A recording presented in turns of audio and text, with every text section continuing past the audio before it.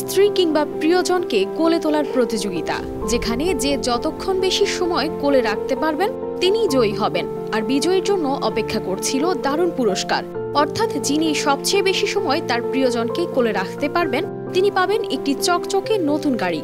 আর এমন আকর্ষণীয় পুরস্কার পেতে প্রতিযোগিতায় অংশ নেন প্রায় 250 যুগল। ক্লান্ত হয়ে কেউ পানি পান করেন, আবার কেউ কেউ পাশ থেকে বাতাস দিচ্ছেন, তবু কোলেই রেখেছেন প্রিয়জনকে। শুধু পুরস্কার নয়, এভাবে প্রিয়জনকে কোলে নিয়ে দাঁড়িয়ে থেকে 245 জন পুরুষ গড়েছেন বিশ্ব রেকর্ড।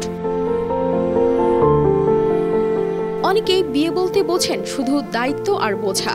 কোথাও কোথাও তো বিয়ে করতে মেয়েদের অনশনেও বসতে দেখা যায়। কিন্তু কম্বোডিয়ার এই পুরুষরা প্রমাণ করলেন বিয়ে মানে শুধু দায়িত্ব নয়, প্রিয়জনকে কোলে তুলে নিয়েও দুনিয়াকে তাক লাগানো যায়।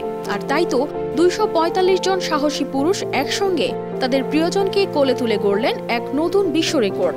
ভালোবাসার এমন ভার নিতে পারার ক্ষমতা যে তাদের আছে তা প্রমাণ করলেন গিনেস বুক অফ ওয়ার্ল্ড রেকর্ডসে নাম তুলে।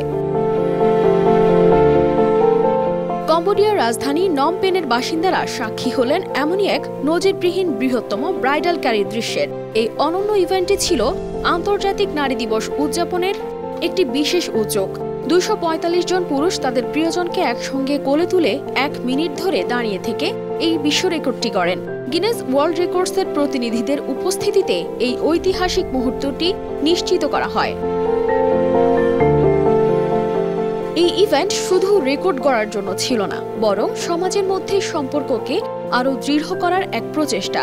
প্রত্যেক অংশগ্রহণকারী একে দেখেছেন ভালোবাসা ও দায়িত্বের এক নতুন উদাহরণ হিসেবে। তাদের ঐক্য, ভালোবাসা ও সংস্কৃতির প্রতি শ্রদ্ধা বিশ্ববাসীর সামনে তুলে ধরা। কম্বোডিয়ার এই সাফল্য দেখিয়ে দিল যে ভালোবাসা আর দায়িত্ব কাঁধে চাপানোর কিছু নয়, বরং একে কোলে তুলে নিয়ে সম্মানের সঙ্গে এগিয়ে যাওয়ার নাম। আর এই গল্পটি শুধু কম্বোডিয়ার নয়, এটি বিশ্ববাসীর জন্য যেন এক অনুপ্রেরণার উৎস। কারিস ফাতেমা শিমু, RTV।